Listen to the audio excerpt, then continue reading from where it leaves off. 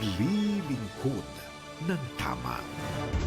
Papalakas ng papalakas, palinaw ng palinaw, mga balita at impormasyong naiintindihan dahil malinaw mong nalaman. Tutok lang sa DWIZ.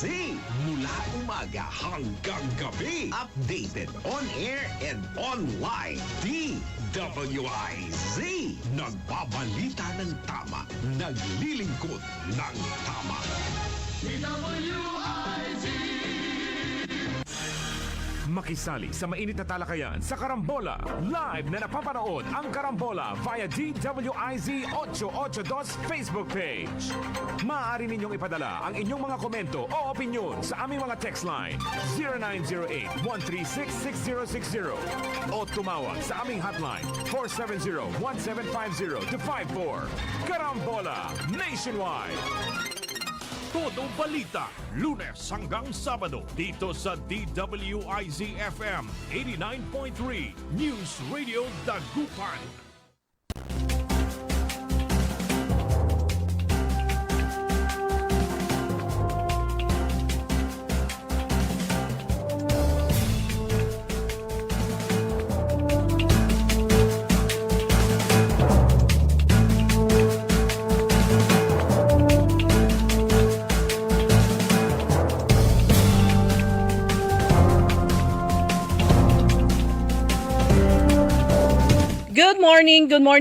Good morning mga kaibigan. Naimbag nga bigat, kanya yung amin na po. Araw ng Sabado, ngayon ay November 8 at oras na ng ating programang Todo Balita at Komentaryo sa DWIZ Dagupan. Muli tayo ay magkakasama-sama hanggang alas 6 ng umaga. Inyong maririnig mga balita kaganapan sa lalawigan ng Pangasinan, sa ibang bahagi ng bansa at sa ibayong dagat. Ang inyong Katoda Balita, ako si Liway Manantan Iparagire. Ang aking partner si Kaaron Susan niya daw. At sa technical kasama natin Kaaron Edwin Inong.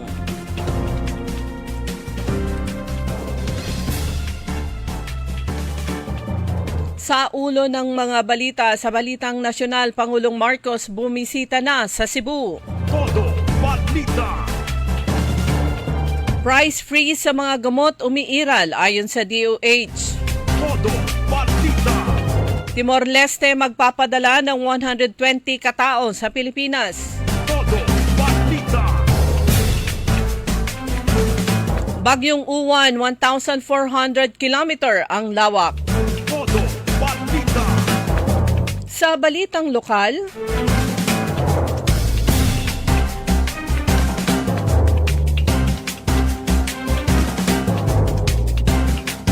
balita mula sa Kapitolyo, Christmas Bazaar, temporary suspended ang pagbubukas dahil naman sa bagyo. Todo Balita!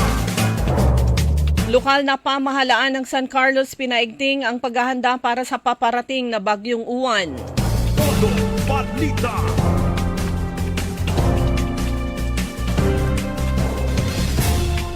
Mga SM malls sa lalawigan ng Pangasinan bubuksan ang kanilang parking areas sa November 8 at saka 9. Todo Balita! Sa balitang pampalakasan,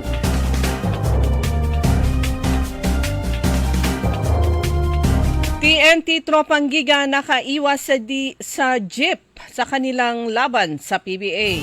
Todo Balita!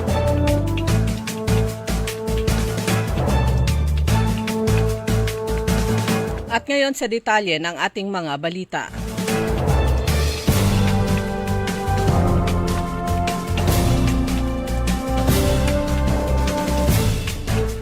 Personal na binisita ni Pangulong Ferdinand Marcos Jr. ang Liloan, Cebu at namahagi ng relief at recovery operations matapos ang pananalasa ng Bagyong Tino.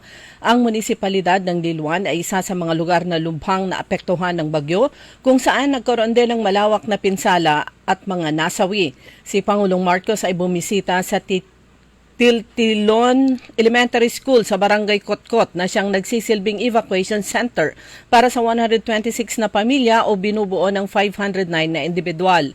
Sa pagbisita ng Pangulo, namahagi siya ng food packs, health kits, hygiene kits at sleeping kits mula sa DSWD na nagbigay din ng mainit na pagkain para sa mga evacuees sa nasabing paaralan. Bukod dito, nagsagawa rin ang DOH Central Visayas ng Rapid Health Assessment sa evacuation center.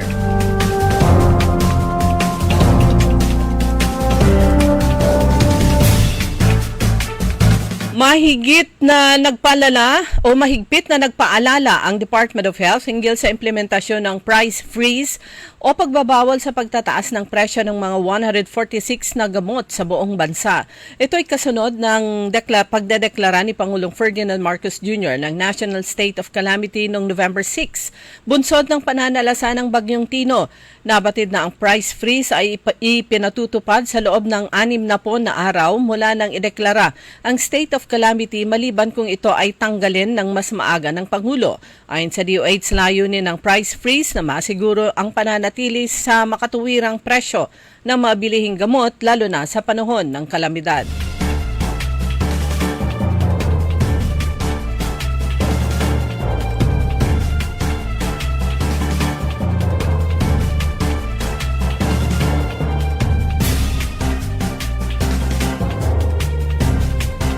Samantala, magpapadala ang bansang Timor-Leste ng 120 na katao na binubuo ng mga inhinyero at bumbero para tumulong sa paglilinis at rehabilitasyon ng mga lugar na labis na nasalanta ng Bagyong Tino.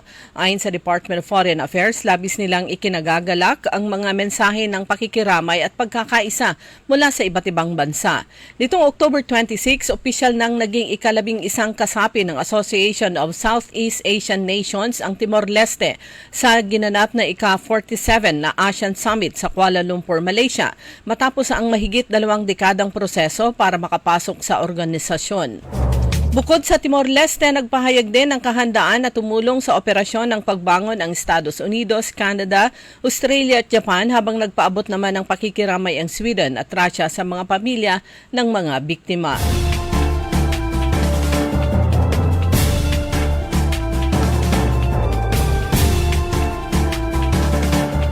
Pinaghahanda naman ng Office of the Civil Defense ang publiko sa posibleng pagtama ng Super Typhoon Uwan sa bansa na may lawak na 1,400 kilometers diameter na makakaapekto mula Batanes hanggang Bohol ngayong weekend. Dahil sa inaasahang paglakas ni Uwan, pinayuhan ni Civil Defense Deputy Administrator for Administration Bernardo Rafaelito Alejandro IV ang mga residente na nasa mababang lugar at mga baybaying dagat na lumikas na agad dahil maaring magdala ng malakas na ulan ang paparating na bagyo at magdulot ng mga storm surges. Sinabi naman ng DENR Mines and Geosciences Bureau na nasa 8,164 na barangay sa buong bansa ang susceptible sa rain-induced landslides at pagbaha.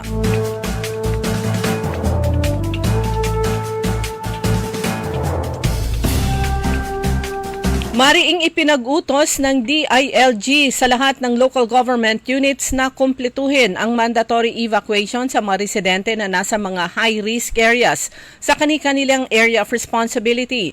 Ang utos ay ginawa ng DILG bunsod na rin sa banta ng inaasahang pagbagsak sa lupa ng severe tropical storm Fungwon na tatawaging uwan pagpasok sa Philippine Area of Responsibility. Pinaalalahanan ng DILG ang mga local chief executives na huwag nang hintayin na lumala pa ang sama ng panahon bago ilikas ang kanilang mga constituents mula sa lugar na may banta ng pagbaha at landslides. Kaugnay nito, nagbabantang maging super typhoon ngayong Sabado si Uwan, oras na pumasok sa Philippine Area of Responsibility.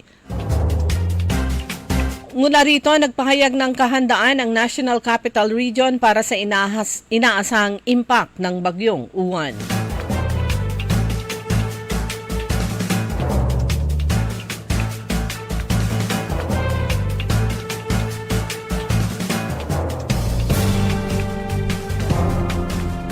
Sibak sa pwesto naman ang jail warden ng Malabon City Jail matapos ang isinagawang noise barrage kamakalawa ng hapon ng mga persons deprived of liberty o mga PDL hunggol sa umano'y hindi makataong pagtrato sa kanila.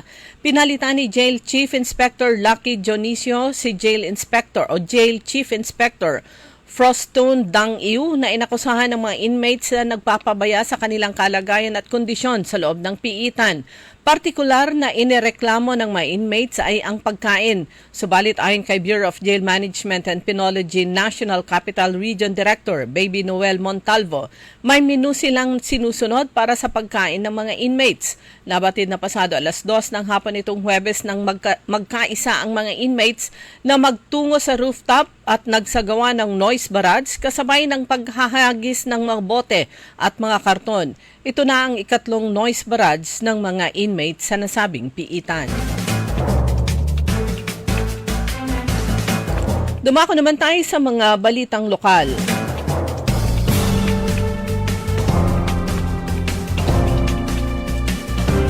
Balita mula sa Kapitolyo, inanunsyo ng Kapitolyo na sa panahong ito, kaligtasan ng bawat Pangasinense ang higit na mahalaga. Dahil naman dito pansamantalang suspendido ang Christmas Bazaar sa may Capitol Beachfront sa Lingayen ngayong Nobyembre 8 hanggang 9. Ito ay bilang paghahanda sa paparating na Super Typhoon Uwan. Panawagan ng Kapitolyo manatiling alerto, mag-ingat at sama-samang manalangin para sa kaligtasan ng lahat. Kaugnay nito, iginiit naman ni Governor Ramon Gico III ang kanyang panawagan sa kanyang mga kababayan sa lalawigan ng Pangasinan na maging mag-ingat ang lahat. Sinabi nito na maaring maapektuhan ang pagpasok ng bagyong Uwan ang ating lalawigan kaya maging alerto at laging handa.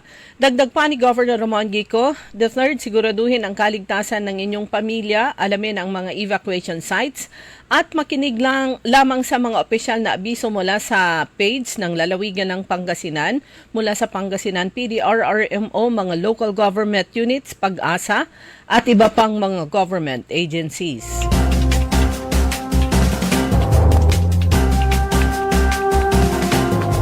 Sa lungsod ng San Carlos, nagsagawa ang lokal na pamahalaan ng Pre-Disaster Risk Assessment Meeting kaugnay ng paparating na si Bagyong Uwan. Ito ay sa direktiba ni Mayor Julier Resuello at Vice Mayor Jose Resuello sa pangunguna ng City Disaster Risk Reduction and Management Office, Officer na si Bernabe Bacani Jr. at Secretary to the Mayor Juliano Resuello. Ayon sa latest track ng forecast ng DOST Pag-asa, inaasahang papasok sa PAR ang Severe Tropical Storm Fungwon na tatawaging Bagyong Uwan ngayong araw o bukas ng madaling araw.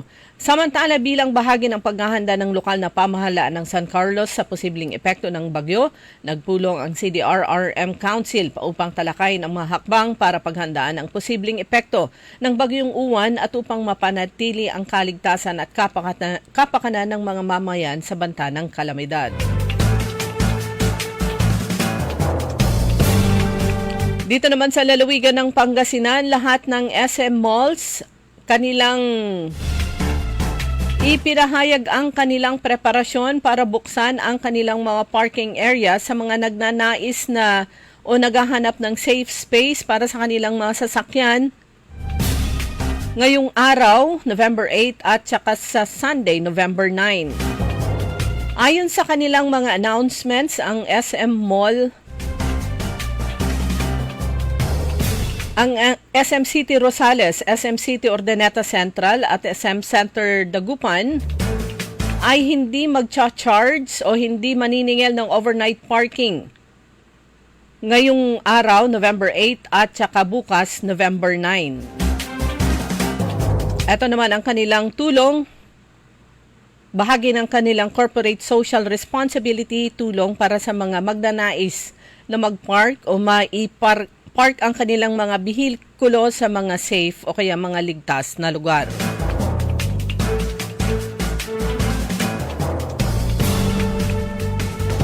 Dumako naman tayo sa mga balitang papalakasan.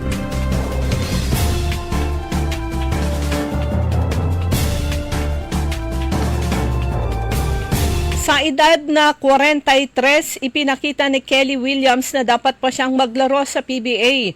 8 3-point shots ang sinalpak ni Williams kasama ang 3 sa overtime period para tulungan ang TNT tropang 5G sa 109 kontra 95. Kanilang paggupo sa Terra Firma sa PBA Season 50 Philippine Cup. Ang laro nila ay ginanap kahapon sa Inaris Center sa Rizal. Tumapos ang one-time PBA MVP na may 28 points at 11 rebounds para sa 5-1 record ng tropang 5G, tampok ang 4 winning streak. Samantala, winalis naman ng Alas Pilipinas Girls ang Hong Kong para sa tsansa sa 5th place ng 2nd Asian Volleyball Conference o Confederation Asian Women's Under-16 Volleyball Championship sa laro nila kahapon sa Prince Hamza Sports Hall. Pumalo si team captain Sais Raiko ng 23 points mula sa 19 kills, 2 blocks at 2 aces para ibangon ang mga Pinay Spikers mula sa 5-set loss sa Thailand nitong Huwebes.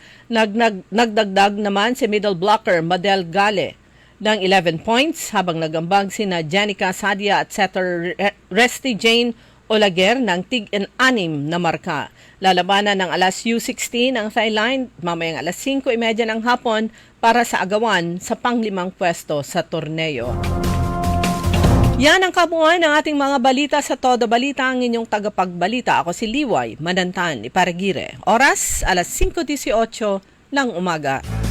Magandang araw po sa ating lahat, sa ating mga bisita. Inaanyayahan ko po kayo sa aming lungsod ng Alaminos para po mabisita at ma-experience ang ating mas pinagandang 100 Islands.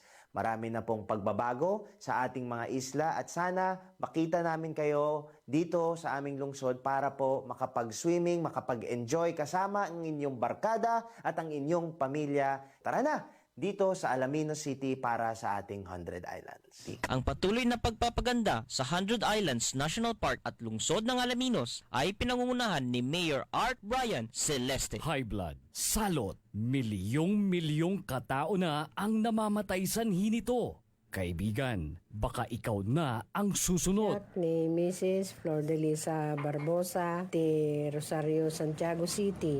Agtawenak ti 63. Manungatawin nga aglutluto ako, tada karindiriyak. Mariknak agpipikal. Ti imimak iso nga nangagak ti radyo, dati agas nga pao di arko. Pinadas ko. Mayat ti epekto na. Duti food supplement nga napadpadasa ko. Awan ti epekto na. Dato'y pao di arko, idi nagtumarak, manungal daw lang, han nga agpipikil ti imakon. Awisen kay nga mangpadas, tapno maikatmat, dagita rik-rik na inyo, saksakitin nyo. Kaya kaibigan, buhay mo'y ingatan. Mag-Aldrich Pau di Arco Herbal Capsule na para kalusugan mo ay garantisado. Narito na ang Filipino Mirror, ang unang tabloid sa negosyo. Nagtatampok ng mga eksklusibong balita at impormasyon ng pagtatagumpay sa negosyo. Ang tabloid na nagbibigay ng gabay at inspirasyon sa pag-unlad at pag-asenso. Filipino Mirror, naglalaman ng mga nagbabagang balita, napapanahong issue, may init na opinyon at komentaryo. Filipino Mirror, ang unang tabloid sa negosyo. Pinarangalan ng Gawad Tanglao bilang natatanging pahayagan sa 3 magkakasunod na taon at marami pang pagkilala. Kaya bumili na at magbasa ng Filipino Mirror ng umasenso sa pagnenegosyo. DWIZ Liway Manantan sa Todo Balita.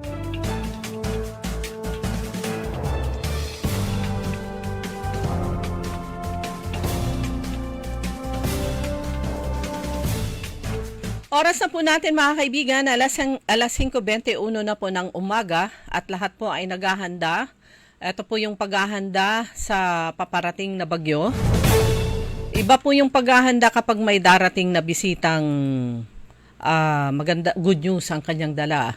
Ang good news, yung pagdating na lang niya, yan na po ay malaking good news. Pero ito naman ay talagang pinaghahanda na lahat dahil sa tinatayang napakalakas ang magiging dala nitong si Bagyong Uwan. Sa pinakahuling report mga kaibigan, pero kayo pa rin po ay nakikinig sa Todo Balita, kasama niyo po Liway Manantan Iparagire. bayan. Alas 5:21 na po ng umaga. Diretso po tayo sa pinakahuling balita.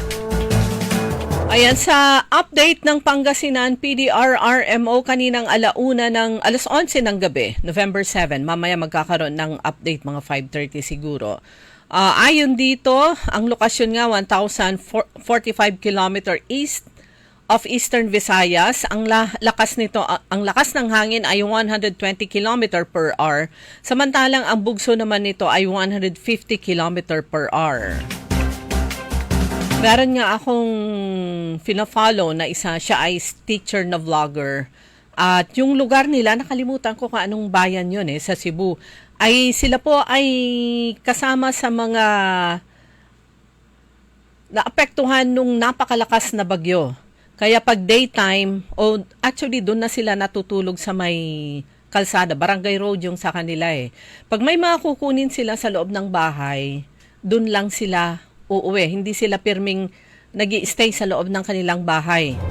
Pero yung post niya nung kahapon at saka kahapon ng umaga o Thursday ng gabi, ay kahapon yata ng umaga nung umpisa na yung malakas na ulan. At dun na naman sa kanila dumaan. So isama po natin sa dalangin po natin ang ating mga kababayan, lalo na dun sa mga dumaan na siya. Kaalis lang ni Tino, dumaan na naman itong si Typhoon Uwan sa kanilang mga lugar. So as of 10 p.m., yan po ay kagabi, November 7, sa update nga rin po ng Pangasinan PDRRMO, pumasok na sa Philippine Area of Responsibility etong si Typhoon Uwan. So far kahapon hanggang gabi ay okay pa naman dito sa atin. In fact, makikita pa yung sa kalangitan ang bilog na buwan. Pero ang mga barangay, lalo na yung mga palaging binabaha ay na po sila, ready na po sila. Meron na po silang mga preparasyon. Mamaya makakapanayan po natin. Tatawagan po natin ang kapitan ng Barangay Maluwod dito sa lungsod ng Dagupan, si Kapeng, para naman makibalita po tayo sa kanilang preparasyon. Although sa mga naunang nakita nating mga pictures kahapon, ang city government ay nagbigay na ng mga paunang mga ayuda sa mga evacuation centers. Kasama na dyan yung pagkain, tubig at saka iba pa. Ganon din sa iba pang mga local government units, lahat na halos, if not all, ay nagprepara na. Meron na silang mga preemptive preparations para pagdating nitong si Typhoon Uwan ay hindi na magkakandara pa sa kung ano ang gagawin ng kanilang mga DRRM, Disaster Risk Reduction Management Council. Ito naman yung paalala ng lokal na pamahalaan ng Basista at ito naman yung ipinapaalala ng lahat actually. May kanya-kanyang post ang mga local government units sa kanilang mga Facebook pages. Sa ito, paghahanda sa bagyo ayon sa Basista LGU, maghanda ng survival kit at go bag. Yan na po yung sinasabi natin. Hindi naman kailangan na humingi kayo sa lokal na pamahalaan sa inyong mga LGUs ng kagaya ng go bag na ipinamigay ng local government unit o kaya city government ng Pasig. Pwede naman kayong maghanda na ng inyong sariling survival kit o kaya go bag. Sabi ko nga kahapon, go timba. Ilagay nyo na doon. Ilipat ang mga kagamitan sa pinakamataas na palapag ng tahanan. Suriin ang bahay at kumpunihin ang mga mahinang bahagi nito. I-monitor ang balita tungkol sa panahon. Total nakatutok naman kayo sa Facebook. Yung mga balita patungkol, mga updates patungkol dito sa Typhoon Uwan ang dapat sentro ng inyong pag-search. Hindi po yung mga kung ano-anong hinahanap sa Facebook. Ilikas ang mga alagang hayop sa ligtas na lugar, lalo na yung mga may mga alagang aso. Pinakamahirap niyan yung mga may alagang mga baboy, pero kung meron mga alagang hayop, mga kambing, baka, kung meron naman po kayong paglalagyan, paglilipatan na mas mataas, gawin na po. Kapag inabisuhan ng kinauukulan, agad na lumikas sa itinakdang evacuation centers. Huwag nang antayin ang forced evacuation. Kung sa tingin nyo ay kailangan merong maiwan sa bahay, pansamantala, mag-iwan kayo ng isa. Pero kapag dumating yung panahon, yung sitwasyon na kinakailangan na rin niyang lumikas na siya. Naglabas din ng abiso ang ating si Vice Governor Mark D. Guzman Lambino. I think siya pa rin yung acting governor sa kasalukuyan. Si Vice Governor and PDRRMC Vice Chairperson Mark Ronald Lambino. Basahin nga natin. Abiso sa publiko. Batay sa Pag-asa, sabi dito patuloy na binabantayan ang kasalukuyan sa tropical storm na nasa labas. Ito po ay nilabas kahapon. Pero as of last night, nasa Philippine Area of Responsibility na nga itong si Typhoon Uwan. Inaasahang mabilis na lalakas ang nasabing tropical cyclone habang binabagtas ang Philippine Sea at maaring umabot sa typhoon category nitong Biyernes o kaya hapon, Sabado. Yung pinaka-update po ng Pag-asa, Sabado o kaya Linggo. Bunsod ng mga nabanggit, mahalagang maging handa at maagap upang maiwasan ang pinsala sa buhay at ari-arian. Sabi po sa abiso sa publiko ni Vice Governor Mark D. Guzman Lambino, ang ating acting governor. So ito nga yung mga paalala. Number 1, maghanda ng go bag o emergency kit na may lamang pangunahing pangangailangan kagaya ng pagkain, tubig, flashlight, gamot, mga dokumento at mga damit. Siguraduhing ligtas ang inyong tahanan, patibayin ang bubong, alisin ang mga bagay na maaring liparin ng hangin at itaas ang mga gamit na maaring mabasa. Alamin ang pinakamalapit at pinakaligtas na evacuation center. Alam po natin, lalo na sa mga high-risk areas, you know the drill. Alam nyo kung saan yung mga evacuation centers. At kung sakasakaling hindi nyo kabisado o kaya first time, ayan, magtanong sa mga kapitbahay o kaya sa barangay. Alamin ang pinakamalapit at pinakaligtas na evacuation center, makipag-ugnayan sa mga barangay o DRRM personnel kung kailangan ng tulong sa paglikas. Ang mga barangay, meron naman silang mga sariling mga sasakyan. Sumunod sa mga utos ng otoridad ukol sa preemptive evacuation, ito ay para sa inyong kaligtasan. Ulitin ho natin itong abiso ni Vice Governor Mark Lambino. Sumunod sa mga utos ng otoridad ukol sa preemptive evacuation, ito ay para sa inyong kaligtasan. Iwasan ang paglalakad, paglangoy o kaya pagtawid sa mga binabahang kalsada o kaya ilog.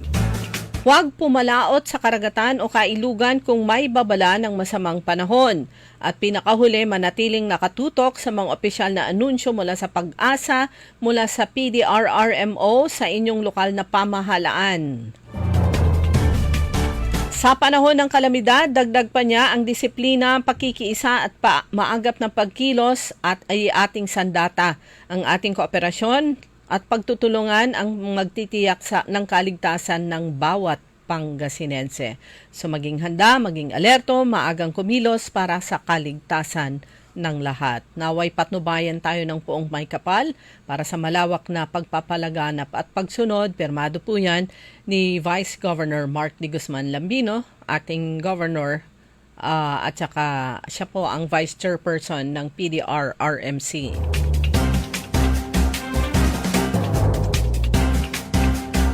Ulitin ko lang yung number 4. Sumunod sa mga utos ng otoridad ukol sa preemptive evacuation, ito ay para sa inyong kaligtasan. Ayan. Kapag sinabing preemptive evacuation, huwag nyo nang antayin ulit-ulitin dahil alam nyo naman, alam na you know the drill, lalo na kung mabilis tumaas ang tubig baha sa inyong mga lugar. Preemptive evacuation na. Ano yung kaigihan nito? Ano yung positive impact nito? Unang-una, madadala nyo yung mga tamang mga dapat dalhin. Pangalawa, kampante kayo na nasa ligtas na lugar na ang inyong pamilya. Pangatlo, makakapili pa kayo sa evacuation center kung saan kayo pupwesto, di ba? Pang-apat, na ililigtas nyo rin sa kapahamakan ang mga yung response team.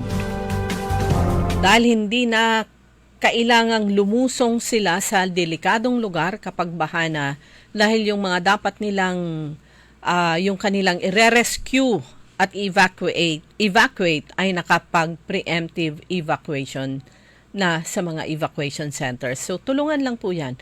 Tulungan nyo yung sarili nyo, sundin yung mga sinasabi po ng mga government agencies, ng inyong LGU, ng inyong barangay captain, barangay. Tulong nyo na rin po sa kanila yan para mas magkaroon pa sila ng mas maraming panahon para asikasuhin po ang iba pang mga bagay-bagay. Sa bayan ng Kalasyaw na nagbigay ng update si Kalasyaw Mayor Patrick Agustin Karamat. Kasi 'di ba nung nakaraang bagyo ay merong part ng ilog, yung dike dyan sa may San Vicente na nag-erode. Medyo mahaba yon at saka maluwang. Pero yung mga, nung nag-subside na ang tubig, agad-agad naman silang gumawa ng paraan, sandbagging, etc., kung ano yung mga dapat gawin. At na yon.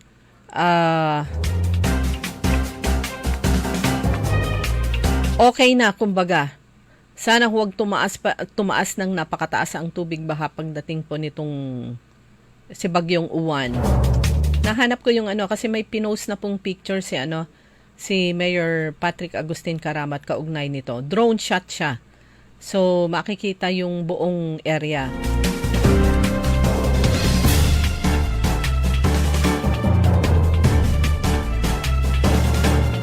Nakakabahala lang dito sa lungsod ng Dagupan kasi yung kailugan natin, lalo na dito sa bahagi ng Pantal River papunta sa, ito yung pagpupunta kayo ng Pugaro, yung gitna ng ilog na yan, sa may Lumboy, mula sa Lumboy, sa Lapingaw, and part ng Pugaro. Yung area na yan, pag umakyat po kayo, pumunta kayo dito sa pinakamataas na bahagi ng Pantal Bridge. Yan po yung pinakamataas na tulay na etong connecting Divinesia Expressway mula Arellano hanggang Lucao. Punta po kayo doon. Makikita nyo napakarami na pong fish pen na nailagay po dyan. At saka ang lawak na nung nasakop. Yung the last time na pumunta kami sa Barangay Pugaro para mag-project, ang Inner Wheel Club of Downtown Dagupan, nadaanan po natin yan. Ang luluwang at meron pa yung mga bagong gawa o kaya hindi pa tapos. Alam nyo yung epekto po niyan, syempre factor yan sa pag-slow down ng tubig baha palabas mula sa ating mga kailugan palabas doon sa may Lingayen Gulf, palabas sa dagat. Kung bakit dumami ang fish pens at saka ang lalawak. Siguro next time, gawa natin ng paraan na makapanayam natin ang City Agriculture Officer. Baka isisi na naman sa nakaraang administrasyon. Huwag nyo na bang isisi sa nakaraang administrasyon. Sabi nga ni Aaron Orly, ang nakaraang administrasyon ay administrasyong, yung kasalukuyang administrasyon. Kasi re-elected po ang mayor at saka vice mayor. Pero napakarami, mag-i-slow down po. Kasi syempre yung ibang mga dumi, yung silt, yung putik, buhangin, ay sasabit dun sa mga ma-stop dun sa mga net ng nasabing mga fish cages. Ganon din, sobrang dami na at saka lalawak. Ito pong nasa pagitan po ng sa Lapingaw at saka Pugaro. Yung kumbaga yung navigational lane nila dyan ay napaka-kitid na. So galing na lang ng driver ng motorboat ang aasahan sa pag-navigate sa nasabing navigational lane dyan sa bahagi po ng ilog sa pagitan po ng Salapingaw at saka Pugaro dito sa lungsod ng Dagupan. Dito rin sa may bahagi ng Tukok, ito po bahagi po ng Lucao, dito po natin nakikita yan. Pero napakaraming mga fish cages dyan. In fact, yung tubig sa ilalim ay napakabaho na. Alam ng mga may-ari, yung mga caretaker ng fish cages yan. Sabihin ko sana yung mga may-ari. Yung mga may-ari, kung taga rito nila, alam nila. Kung hindi naman, financier lang sila, nakakaalam yung mga caretakers. Okay, oras na po natin mga kaibigan. Alas 5:36, magbe-break muna tayo ka Aaron Edwin. Babalik naman po ang Todo Balita para naman sa iba pang mga balita na ibabahagi natin sa inyo. Oras, alas 5:37 ng umaga. That time check was brought to you by ACS Manufacturing Corporation, ISO certified world-class quality. Makisali sa mainit na talakayan sa Karambola. Live na napapanood ang Karambola via DWIZ 882 Facebook page. Maaari ninyong ipadala ang inyong mga komento o opinyon sa aming mga text line 0908-136-6060 o tumawag sa aming hotline 470-1750-54. Karambola Nationwide! Kaya sabay nating paghanda ang kinabukasan sa Fortune Life. Maaasahan mo na patakbo sa aking pangako. Para sa compulsory insurance coverage for agency-hired migrant workers, Fortune Life Insurance. Securing your tomorrow today. Narito na ang Filipino Mirror, ang unang tabloid sa negosyo. Nagtatampok ng mga eksklusibong balita at impormasyon ng pagtatagumpay sa negosyo. Ang tabloid na nagbibigay ng gabay at inspirasyon sa pag-unlad at pag-asenso. Filipino Mirror, naglalaman ng mga nagbabagang balita, napapanahong issue, may init na opinyon at komentaryo. Filipino Mirror, ang unang tabloid sa negosyo. Pinarangalan ng Gawad ng Lao bilang natatanging pahayagan sa 3 magkakasunod na taon at marami pang pagkilala. Kaya bumili na at magbasa ng Filipino Mirror ng umasenso sa pagnenegosyo. Nakikita pa ba ang pagmamano sa mga Pilipino ngayon, lalo na sa mga kabataan ngayon? Meron siguro, pero yung iba, inuutusan pa. Huwag sanang mawala ang tradisyong ito na nagpapakita ng paggalang sa nakatatanda. Atin ito, Pinoy ito. Kapag nakakita ng kabataan, paalalahanan at tanungin, nagmano ka na ba? Isang paalaala para walang makalimot. Hatid ng ALC Group of Companies, Aliw Broadcasting Corporation, Station DWIZ News Nationwide, DWIZ News FM Regional Group, Home Radio 97.9, Aliw Channel 23, Philippines Graphics, Cook, Plan Bank, Business Mirror, Filipino Mirror, Brown Madonna Press Inc., City State Savings Bank, AAA Southeast Equities Inc., Filipinas Pawn Shop, at ng Sandari Batulao. DWIZ!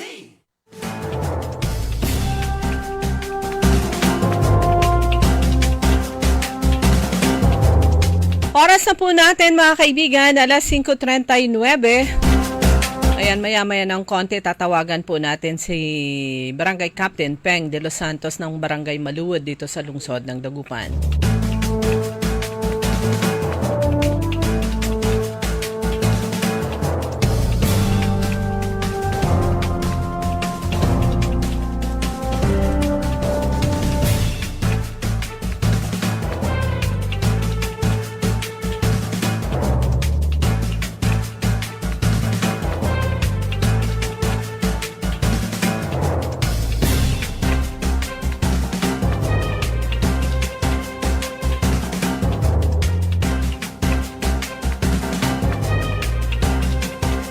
Okay, marami na pong mga local government units ang maagang naglabas ng anunsyo, walang pasok sa Lunes sa mga pampubliko at pribadong paaralan. Kagaya po ng lokal na pamahalaan, naglabas na po ng executive order si Mayor Patrick Agustin Karamat patungkol dito. Suspendido rin ang trabaho sa Lunes sa lahat ng kawani ng gobyerno, maliban lamang sa mga tanggapan na nagbibigay serbisyong patungkol sa emergency health at saka social services. So, yan ay sa Kalasyaw. Parang may nakita akong meron ng dito sa Dagupan ay naglabas na rin po.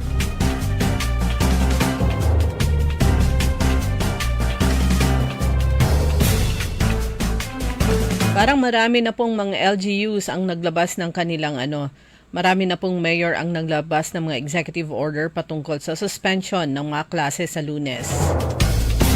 Yan po yung tinatawag na preemptive kasi nga Ang sabi nga po ng Pag-asa, ayan na nga, pumasok na kagabi sa Philippine Air Responsibility itong si Bagyong si Uwan. Nasa Pilipinas na siya, kaya yun na yung ginagamit, yung Uwan, letter U ang umpisa.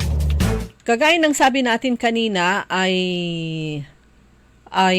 maraming bahagi sa Visayas, sa Cebu, ang kahapon ng hapon kagabi nararamdaman na po nila itong dalang hangin at saka ulan nitong si Bagyong Uwan.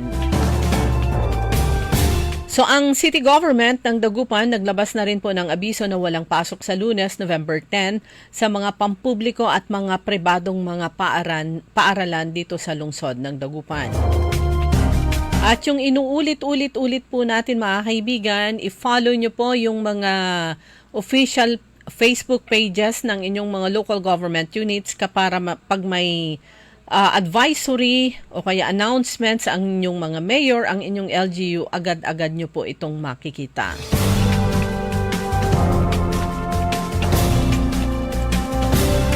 Okay mga kaibigan, nasa linya na si Barangay Captain Peng de los Santos, ang ating kaibigan dyan sa Barangay Maluwod.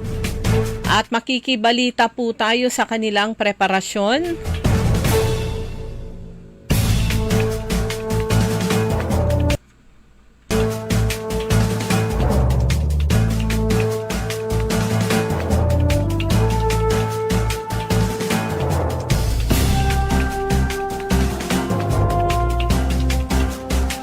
Okay, Kapeng, good morning.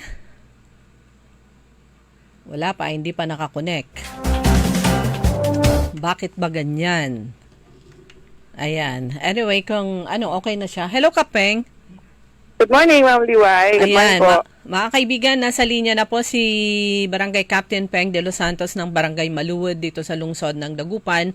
Alam po natin malaking bahagi po ng inyong barangay ay talagang binabaha kapag dire-diretso po ang ulan. At ito nga, meron ng mga abiso about preemptive na kung ano yung mga dapat gawin para naman bago pa dumating yung ulan na dulot nitong si Uwan dito sa atin ay okay na sa inyong mga lugar. Sa inyo po, ano po yung mga ginawa dyan sa Barangay Maluwod? Tayo po ay naghahanda. Today po,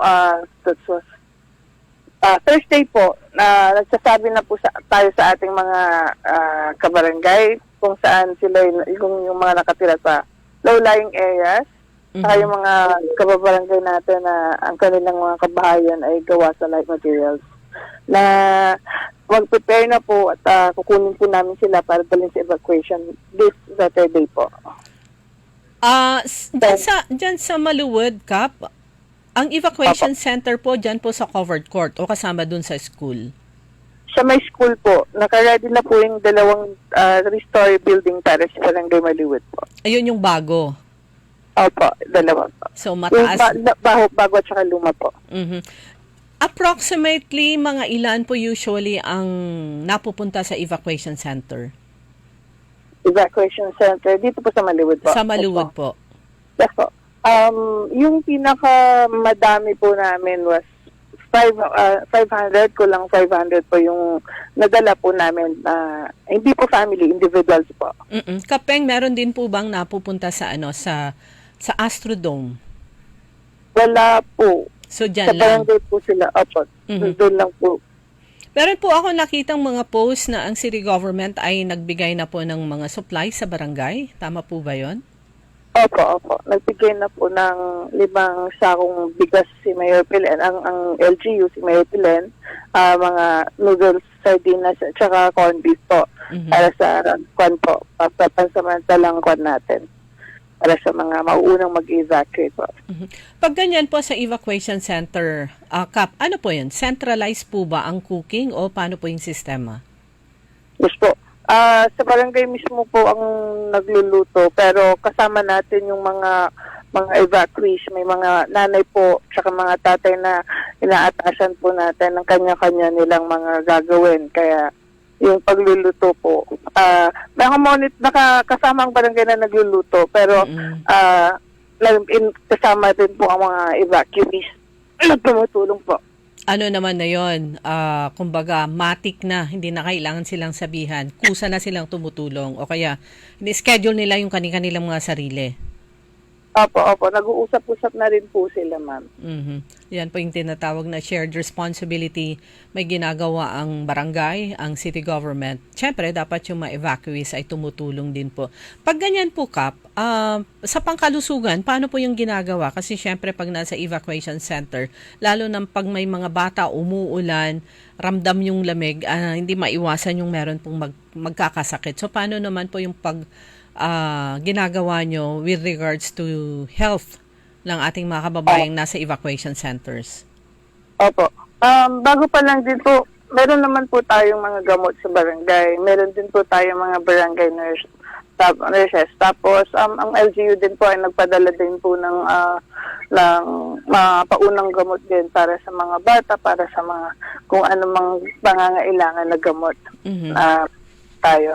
Nagpa-update din po ang LGU ng mga doctors para ma-check po at ma-monitor yung mga evacuees po natin. Since perennial po na binabaha ang Barangay Maluwod pag panahon po ng tag-ulan, lalo na pag bagyo, meron po ba kayong mga water assets na ginagamit po pag mag-evacuate na o kaya mag-search and rescue po operation po kayo? Yes, ma'am, meron po. Meron po kami lagi naka-ready mga water assets na inaano. Sa ibang barangay po sa Kalasyaw, alam po natin yung meron yung isang lugar diyan, perennial, meron po silang kanya-kanyang bangka o kaya baluto. Ganon din po ba sa Maluwod? Meron po, ma'am. May kanya-kanya din po. May bamboo raft ang mga residente natin na nasa low-lying areas. Mas maganda pa po kasi sila na po mismo yung nagkukusa, hindi na po namin sila pinipilit, hindi gaya ng dati na kahirapan. Pero ngayon mas madali na po yung aming pagpapa-preempt sa kanila. Oo. Yung kumbaga, sabi ko nga kanina, kung palaging binabaha yung lugar, kumbaga, they know the drill. Alam na nila kung ano alam na nila dapat ang kanilang gagawin at gagawin na nila. So, yung preemptive evacuation, meron na po bang mga, at least nagpasabi sa barangay na, Kap, mauna na kaming pupunta doon sa ganitong araw o ganitong oras? Opo, pero sinabihan po namin sila na ganitong oras dapat na sa evacuations. Sa center na po sila. Pero yung iba kasi po, may maraming mga anak, ganun, kukunin pa rin po sila ng barangay para madala sa evacuation dahil siyempre po alam natin na baka wala silang masakyan. Kaya Kapeng, so ngayon bukas na yung evacuation center. Kahapon pa po, ma'am, naka-ready ang evacuation center po natin. Activated na po ang BDRMC. Kaya anytime naman po pwede na silang pumunta. Nagpapulong po tayo kahapon. Tinatawag po natin ang mga iba't ibang grupo sa Barangay Maluwod. Tapos sinabihan po natin sila para magpasabi rin pa sa mga kapitbahay at sa mga tao ng tungkol sa pagdating na bagyo para safe naman po. At sinabihan din po natin yung matataas na mga bahay na matataas, may third floor, may second floor na kung kailangan na sila ng ating mga kapitbahay na ayaw mag-evacuate, sana po ay tanggapin sila para pansamantalang patirain sa kanila. Yes, Kapeng, sa situation na ganyan, meron naman po yung mga nagmamay-ari ng ganyang mga gusali na in the past ay nag-welcome sila ng mga evacuees. Yes, ma'am. Meron po talaga.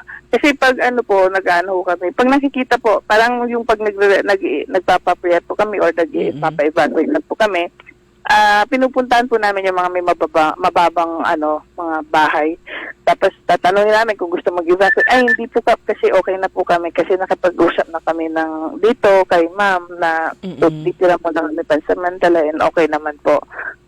Wala pa naman pong situation in the past na merong naglagay ng tent o temporary evacuate sila sa inyong bahagi ng inyong kalsada kasi elevated po yung kalsada po dyan sa Maluwod. Wala naman po, ma'am, wala po. Kasi ako, yun na yung iniisip ko eh. Kapag tumaas yung tubig dun sa loob ng bahay namin, maglalagay ako ng sa labas. Kasi elevated na Pwede iba. naman. Temporary. Ayan, kasi elevated yung kalsada po namin. Yung mga pag ganyang mapanahon, nahanap nila asan yung ibang mga barangay officials. Pero kumusta naman po dyan sa inyong barangay? Kumusta ang inyong barangay council? Yung ating mga barangay council ay tumutulong naman po sila. Nagtatanong din po kung ano ang kailangan. At ang iba sa kanila nagpapakain. Kasama po natin si Kagawad Rosel palagi. Siyempre, tuloy-tuloy. At yung ibang kagawad natin nagpapakain. Pero pag ganyang mga panahon, ganyang mga sitwasyon, di ba, Kapeng, lumalabas yung bayanihan ng bawat isa. Opo. Lumalabas po. Mm-hmm. Okay, Kapeng, para hindi ko makuha po yung mahabang oras nyo, baka meron po kayong mga paalala, dagdag panawagan po sa inyong mga kabarangay sa Maluwod. Ay, ako. Ayan. Sa ating mga kabarangay dito sa Barangay Maluwod, inaasahan po natin ang malakas na ulan at hangin. Sana po ay maging handa po tayo, handa at maglagay po, magtaas na ng inyong mga gamit. Maghanda na po tayo ng mga bigas, mga tubig, flashlights, i-charge ang ating mga kailangan na i-charge para may maggamit tayo dahil ayon sa ating CDRR ay baka magkaroon ay mawalan po tayo ng kuryente at mawalan ng tubig. Maging handa lang po tayo, mag-ingat at wag natin kalimutang manalangin. Okay, maraming salamat, Kap. Yes, maraming salamat po, Ma'am Liway.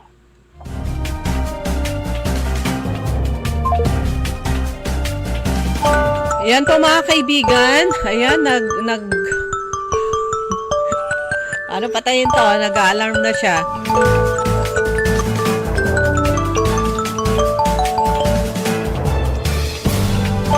Maraming salamat muli kay Barangay Captain Peng de Los Santos ng Barangay Maluwod. Ayan. So, bukas na yung kanilang evacuation center dyan sa may Maluwod Elementary School. So, pwede nang lumikas doon unti-unti. Kung hindi man minsanan, lahat sila pwede nang lumikas. Yung mga kabarangay nila na perennial na binabaha o kaya mataas ang tubig panahon po ng tagbaha. So, yung go bag o kaya yung emergency kit ninyo, dalhin po ninyo.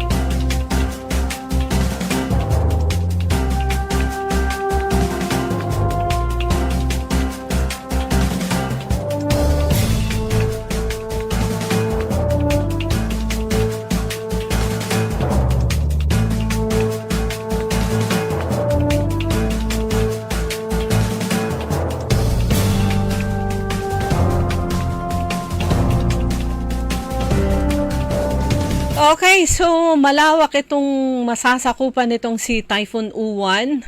Pang-asim Uwan hanggang umay dito'y wenno sapay lang kumano makadaanon ka dito'y Northern Luzon katkuan kapoy na ikaw.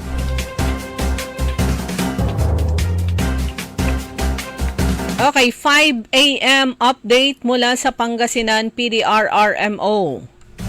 Uwan further intensifies while moving west-northwestward over the sea east of eastern Visayas. Pero kung makikita nyo yung truck niya, buksan nyo po yung Facebook page Pangasinan PDRRMO.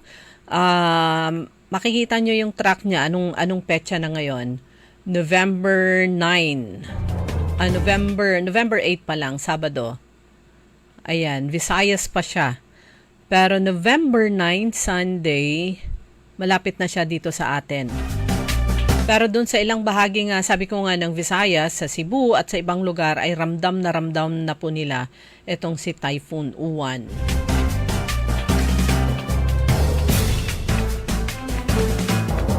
Yung sinasabi ko dun sa yung sa Calasiao,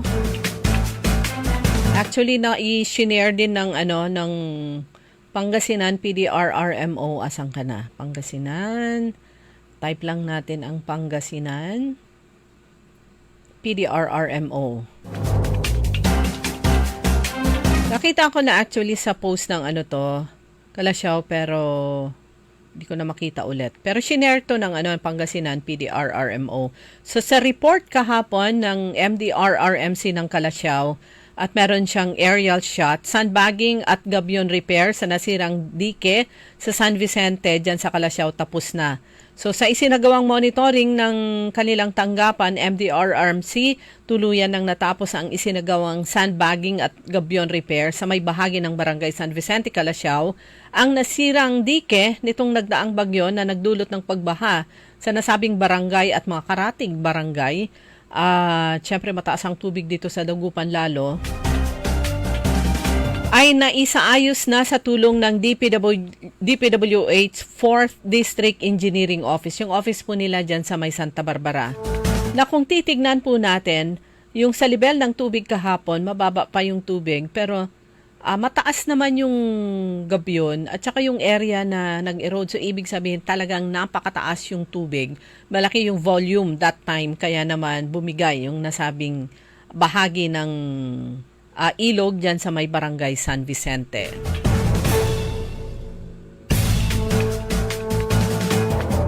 Okay, tingin pa tayo ng update mula sa Pangasinan PDRRMC. So, bumaba ng bahagya yung level ng tubig sa San Roque Dam. Kahapon ay nasa 273.72 meter above sea level.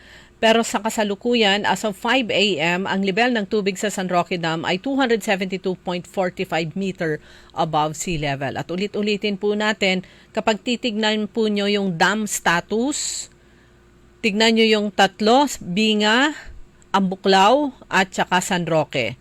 Pinakahuli, tignan nyo yung San Roque Dam. Ano yung update? Kasi sinasalo po niya yung tubig galing sa taas mula sa Ambuklaw at saka Binga. Pag nakalagay po doon, yung nababasa po natin, it's either Ambuklaw o Binga, nagbukas ng ganito, na gates. Tignan nyo palagi. Unnecessary stress. Kung may stress kayo na nagbukas na ng gate ang dam, tignan nyo palagi yung report ng San Roque Dam o kaya dam status dyan sa San Roque. Pinakamabilis para mahanap nyo po itong Facebook page ng Pangasinan PDRRMO. Kasi kahit ako minsan hindi ko mahanap National Power Corporation, San Roque, etc. Sa Pangasinan PDRRMO page na lang po kayo maghanap. Okay, pagbati. Good morning kay sa mga suki, Ernesto Mosada Jr., Joceleda Mateo, Lynn Coronel, good morning. Malosi Seralde. Pangalan mo ba talaga yan? First name mo ba talaga yan? Kung minsan ayaw kong basahin actually. Kay Eva Mendoza, Ernesto Mosada, good morning. Manuel Sembrano, kumusta po kayo dyan? Charito Calusa Lumibaw, Fernandez Golda, Joceleda Matayo, Eugene Bond, Randy Manawis, at Chicora Aquino at Kuya Mar dyan sa Barangay Tabang. At syempre yung mga kanilang mga kapitbahay na naka-tune in din sa atin. Sina Kaaron Graciel Damatro at Nanay Dading, good morning. At syempre kay Mama Ta and Tropa dito naman sa may Dagupan, sa Rivera. At syempre kay DC Vian, Venice Chua. Sa ating mga kasamahan sa Inner Wheel Club of Downtown Dagupan at syempre kay District 379 District Chairman Mary Jean MJ Mejia. At sa mga listeners natin dyan sa BJMP Dagupan Women's Dorm, good morning po sa inyo. At yung paalala muli, nakataas na sa Tropical Cyclone Wind Signal number 1 ang Pangasinan. The whole province of Pangasinan is now under Tropical Cyclone Wind Signal number 1. Ang sabi nga, huwag niyo pong sasabihin na wala pa namang ulan.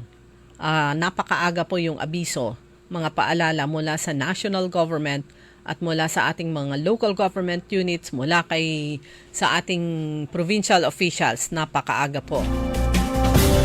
Ariel Awanan Bandong, good morning. Kay Kuya Benjitan, magandang umaga. Kay Marie at Nino dyan sa Lingayen, good morning. Kay Madam Rose Ke, good morning. At At sa iba pa na nakatutok po sa Todo Balita at sa DWIC, maraming salamat. Antabayanan po ang susunod na programa, ang Orly in the Morning. Makakasama niyo po si Kaaron Orly Navarro.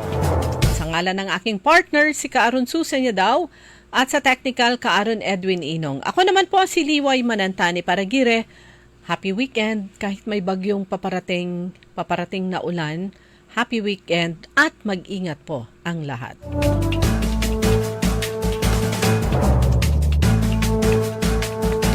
Nagbabalita, naglilingkod sa lahat